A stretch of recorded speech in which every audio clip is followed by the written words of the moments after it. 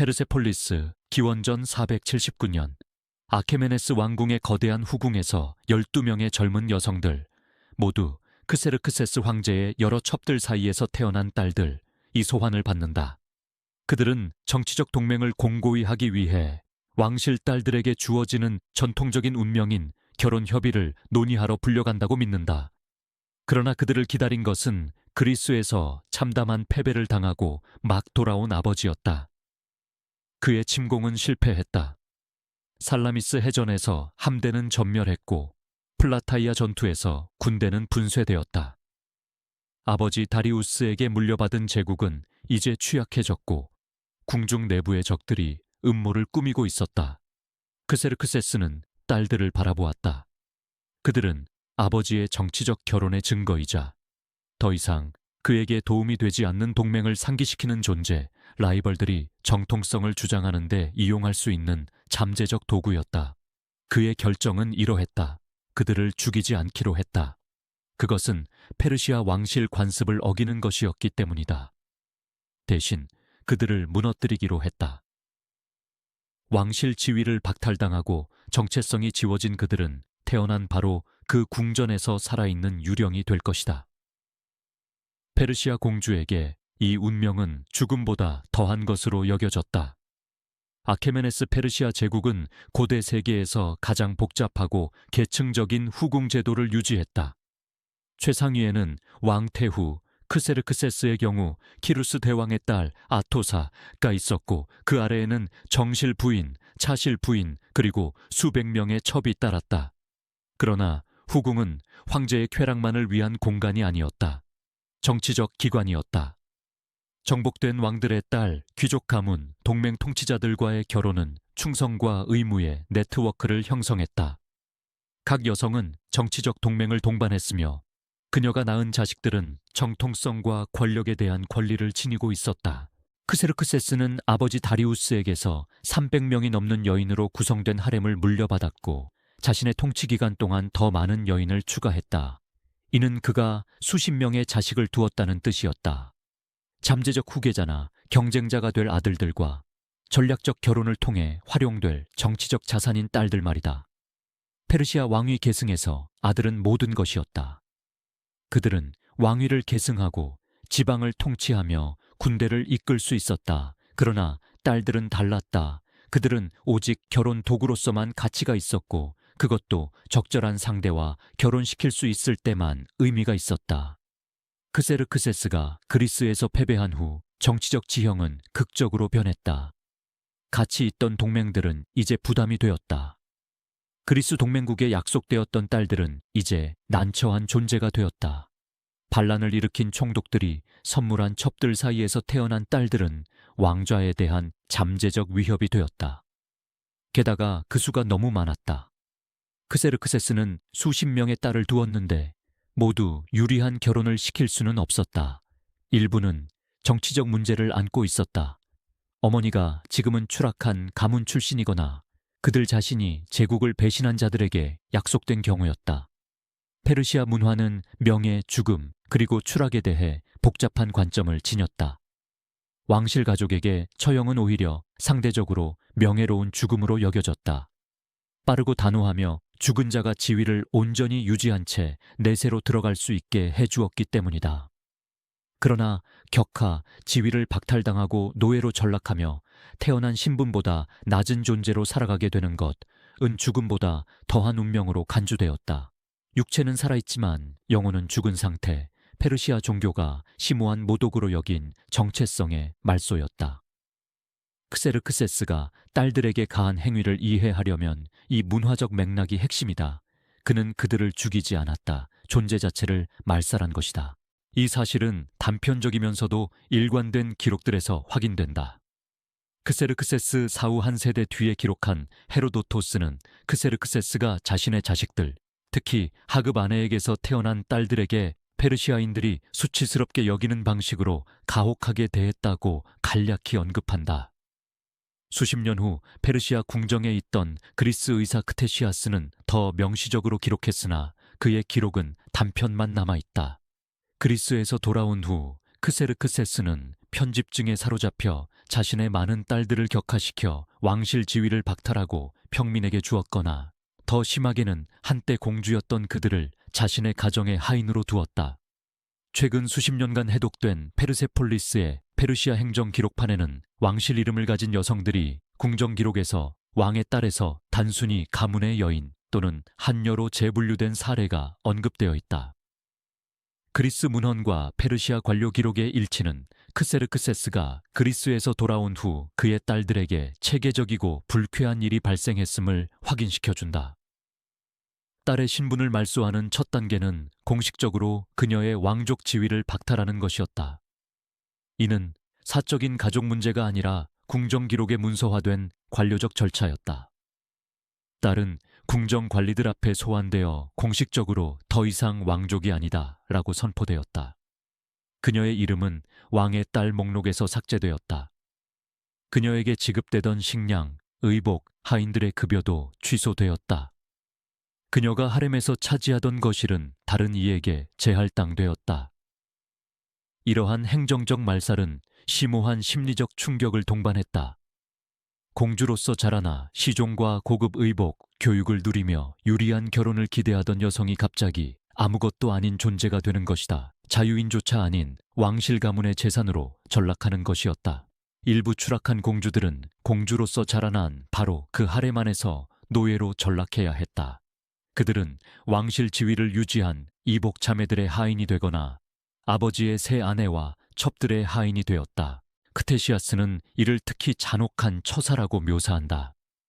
그들은 한때 존경받는 손님으로 대접받던 연회에서 시중을 들게 되었고 한때 자신에게 절하던 여성들의 머리를 손질하게 되었으며 노예들이 하던 일을 수행해야 했다.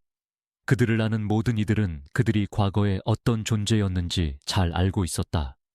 이러한 처우가 주는 정신적 고통은 의도된 것이었다. 이 여성들은 과거 지위를 잊을 수 있는 외지로 보내진 것이 아니라 궁전에 갇혀 잃어버린 것을 끊임없이 상기당했으며 자신들이 누리지 못한 삶을 사는 옛 동료들을 목격해야 했다. 다른 딸들은 하급 관리, 군 지휘관, 심지어 부유한 상인들에게 첩이나 아내로 주어졌다. 페르시아 공주에게 비왕족 남자에게 주어지는 것은 극심한 모욕이었다. 왕족의 피는 오직 왕족의 피와만 섞여야 한다는 원칙을 위반하는 것이었다. 저항한 딸들에게 무슨 일이 일어났는지 궁금하다면 그 답은 그들의 처지가 얼마나 끔찍했는지를 여실히 보여준다. 고고학적 증거와 최근 번역된 페르시아 문헌을 바탕으로 한 완전한 재구성을 들으려면 구독하세요. 그리스 기록들은 크세르크세스가 그리스 원정 당시 충성을 지킨 페르시아 귀족들에게 여러 딸들을 주었다고 기술한다. 본질적으로 자신의 자녀들을 공로에 대한 보상으로 사용한 것이다. 그러나 이는 동등한 자들 간의 명예로운 결혼이 아니었다. 딸의 동의는 전혀 고려되지 않았으며 양도전에 그녀의 왕족 신분이 명시적으로 박탈되는 거래였다. 한 단편 기록은 아메스트리스는 크세르크세스의 동명정실 부인과 혼동하지 말 것라는 딸이 박트리아의 총독에게 주어졌다고 전한다. 기록은 그녀가 공주로서가 아니라 평범한 여인으로 지참금도 명예도 없이 먼 지방에서 첩으로 살게 되었다고 명시한다. 가장 극단적인 사례는 딸들을 결혼 불가능하게 만들어 정치적으로 무용지물로 만들기 위한 신체적 훼손을 포함했다. 헤로도토스는 크세르크세스의 일부 딸들이 결혼에 부적합하도록 표시를 당했다고 언급하지만 그 표시의 성격은 구체적으로 밝히지 않는다. 크테시아스는 더 노골적으로 얼굴에 상처를 내거나 손가락을 절단하는 등 여성을 위신 있는 남자들이 볼 수 없을 정도로 흉하게 만드는 방법들을 기술한다. 목적은 고문 그 자체가 아니라 가치의 전략적 파괴였다. 흉터가 난 공주는 정치적 동맹을 맺기 위한 결혼이 불가능했고 경쟁자들이 정통성을 주장하는 데 이용될 수 없었으며 권력으로 가는 통로로 그녀를 이용할 야심가들의 관심을 끌 수도 없었다. 가장 상세한 기록은 아르타이네에 관한 것이다. 그녀는 크세르크세스의 딸 혹은 조카였을 수 있다. 기록마다 다르지만 확실히 가까운 왕실 친족이었다. 헤로도토스는 그녀의 이야기를 상세히 전하지만 정치적 모욕보다는 성적 음모 이야기로 묘사한다. 헤로도토스에 따르면 크세르크세스는 아르타이네에게 집착하게 되었는데 이는 그녀가 첩 사이에서 태어난 딸일 가능성이 높다는 것을 시사하며 근친상간적 관계를 암시한다. 그녀가 그의 구애를 거부하자 그는 강제로 그녀를 차지하려 했다. 그녀는 공개적으로 저항하며 스캔들을 일으켰다. 크세르크세스의 정실 부인 아메스트리스는 이 사건을 알게 되었고 크세르크세스가 아닌 아르타인테를 탓했다. 그 후 벌어진 일은 잔혹했다. 아메스트리스는 아르타인테를 절단했다. 그녀의 가슴, 코, 귀, 입술, 혀를 잘라냈다. 그런 다음 그녀를 이 상태로 공개적으로 전시한 후 서서히 죽어가도록 내버려 두었다. 헤로도토스는 이를 아메스트리스의 질투에 의한 복수로 묘사하지만 현대 역사가들은 정치적 동기였을 가능성이 높다고 본다. 아르타인테는 크세르크세스를 거절했거나 궁중 세력에 이용되고 있었기에 위협이 되었고 그녀의 파멸은 그 위협을 제거함과 동시에 왕권에 도전할 경우의 결과를 경고하는 메시지 역할을 했다. 이 절단은 무작위적 잔혹성이 아니었다. 제거된 각 신체 부위는 상징적 의미를 지녔다. 유방은 여성성과 모성을, 코와 귀는 아름다움을, 입술과 혀는 발언권과 주체성을 나타냈다. 아르타인테는 체계적으로 해체되었으며 여성이자 인간으로서의 정체성, 각 부분이 문자 그대로 잘려나갔다. 페르세폴리스에서 발견된 페르시아 행정 기록판에는 크세르크세스의 알려진 딸들과 일치하는 이름의 여성들이 하인 명부에 등장한다. 한 석판에는 로도군의 전 왕녀 현재 직조 작업장 배정이라 기록되어 있다. 또 다른 석판에는 아토사, 왕녀, 곡물 배급 업무로 강등이라 언급되어 있다. 이 간결한 행정 기록들은 행정적 조치로 파괴된 삶을 드러낸다. 여왕이나 총독의 부인이 되어야 할 여성들은 대신 육체 노동을 하며 하루를 보냈고 그들의 왕족 혈통은 기록 속에서 그들의 몰락을 강조하기 위해 언급되었을 뿐이다. 한 점토판 연대기는 왕의 딸 이르다바마라는 여성을 수년간 추적한다. 초기에는 왕실 배급을 받고 다른 여성들을 감독했다. 후속 점토판에서는 왕의 딸 칭호가 사라지고 배급이 줄어들며 직물 작업을 수행하는 모습이 보인다. 이 건조하고 관료적인 행정 기록들은 서류 작업으로 파괴된 삶을 드러낸다. 젖은 점토에 스타일러스로 한번 긋는 순간 공주는 하인이 되었다. 그녀의 정체성, 지위, 미래 전체가 관료적 기록 한 줄에 지워졌고 그 기록은 2500년이 지난 지금도 그녀의 파멸을 증명하는 증거로 남아있다. 모든 딸들이 자신의 운명을 수동적으로 받아들인 것은 아니다. 단편적인 자료들은 저항을 암시하지만 세부 사항은 희박하다. 한 페르시아 석판에는 노역을 거부한 딸이 특별 감금에 처해졌다고 언급되어 있는데 이는 투옥 혹은 그 이상의 처벌을 우회적으로 표현한 것으로 보인다. 또 다른 그리스 문헌 파편은 궁전을 탈출하려 했던 딸들을 묘사하지만 그들이 잡힌 후의 운명은 기록되지 않았다. 가장 흥미로운 기록은 훨씬 후대의 자료에서 나온다. 제2성전 시대 유대 문헌은 수치보다 죽음을 택한 페르시아 왕의 딸들을 언급하며 일부 딸들이 굴욕을 받아들이기보다 자살을 선택했을 가능성을 시사한다. 이 여성들에게 죽음은 태어난 신분보다 낮은 존재로 사는 것보다 나은 선택이었다.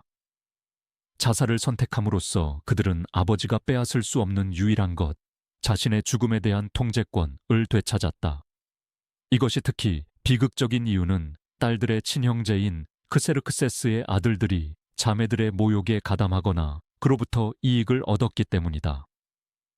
딸들을 잠재적 정치적 도구로 제거함으로써 크세르크세스는 후계 경쟁에서 아들들의 입지를 강화했다.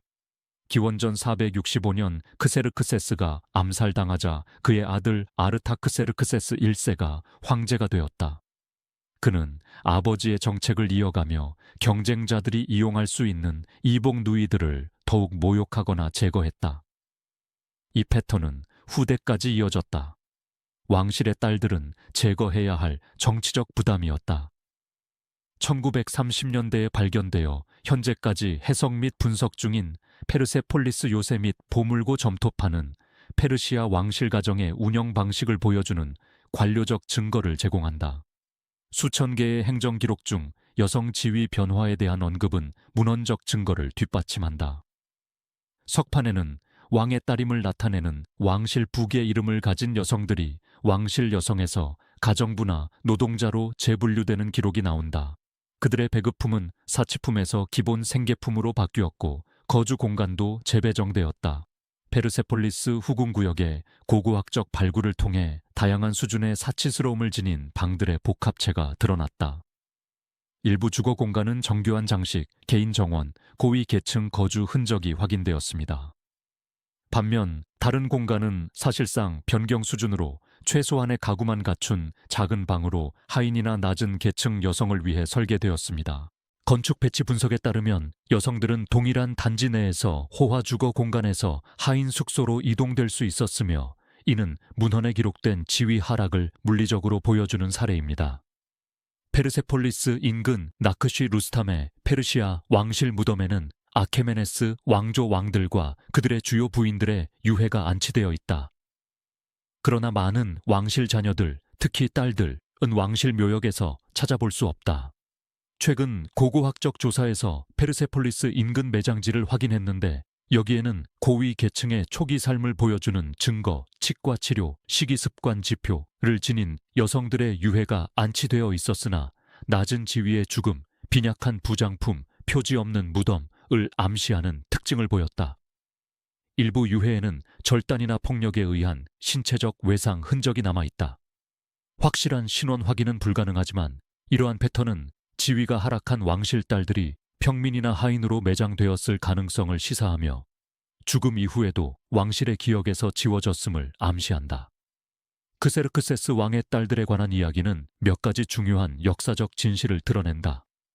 가장 높은 지위를 가진 왕실 여성들조차 궁극적으로는 정치적 계산에 따라 이용되거나 파괴될 수 있는 도구로 여겨졌다.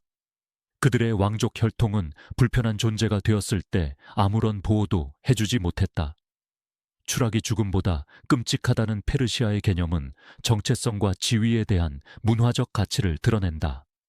이 딸들에게 있어 존재 자체가 부정당하는 것, 그들이 누구였는지를 박탈당하는 것은 처형보다 더 끔찍한 운명으로 여겨졌다. 이 딸들 대부분은 역사 기록에서 이름조차 남아있지 않다.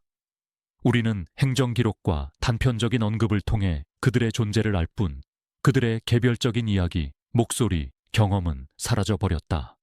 아버지가 딸을, 형제가 누이를 제거하려는 의지는 권력 유지를 위해 가족 유대가 무의미했던 왕위 계승 정치의 잔혹한 현실을 드러낸다.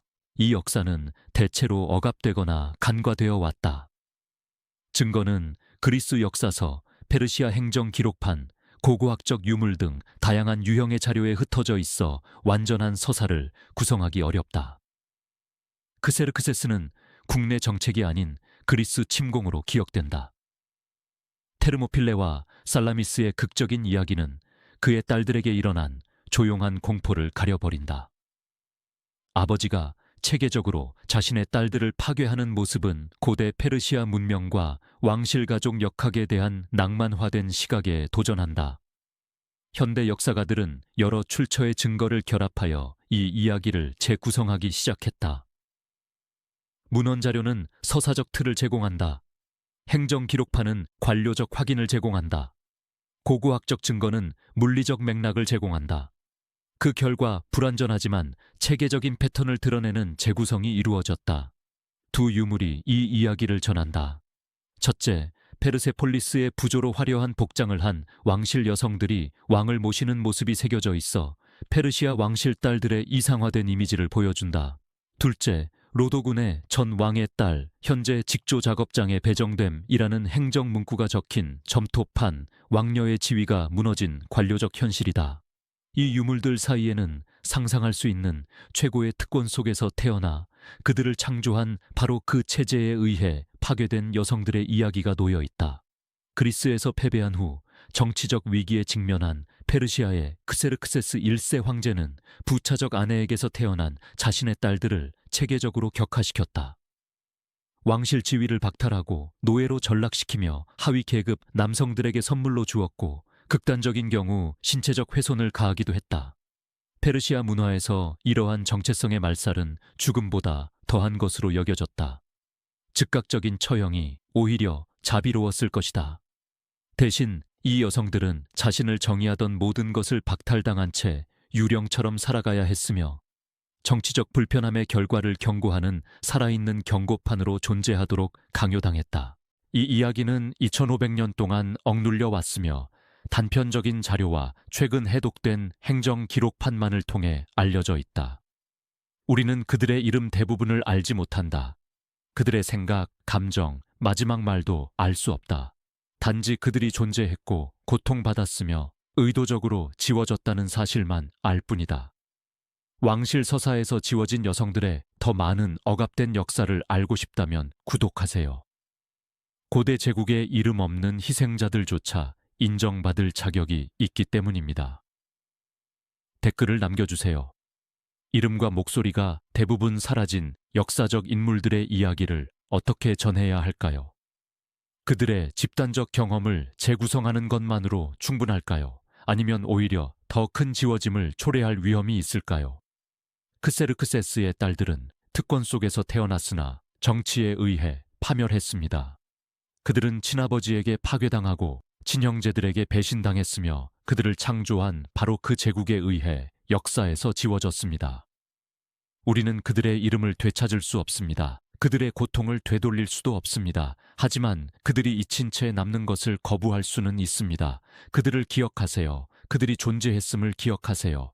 모든 위대한 제국 뒤에는 그 위대함을 가능케 한 무수한 이름 없는 희생자들이 있음을 기억하세요. 그리고 가장 끔찍한 운명이 항상 죽음은 아니라는 점을 기억하세요. 때로는 자신이 되어야 할 존재보다 못한 모습으로 살아가도록 강요당하는 것이 더 큰 고통일 수 있습니다. 페르세폴리스, 기원전 479년. 아케메네스 왕궁의 거대한 후궁에서 12명의 젊은 여성들, 모두 크세르크세스 황제의 여러 첩들 사이에서 태어난 딸들, 이 소환을 받는다. 그들은 정치적 동맹을 공고히 하기 위해 왕실 딸들에게 주어지는 전통적인 운명인 결혼 협의를 논의하러 불려간다고 믿는다.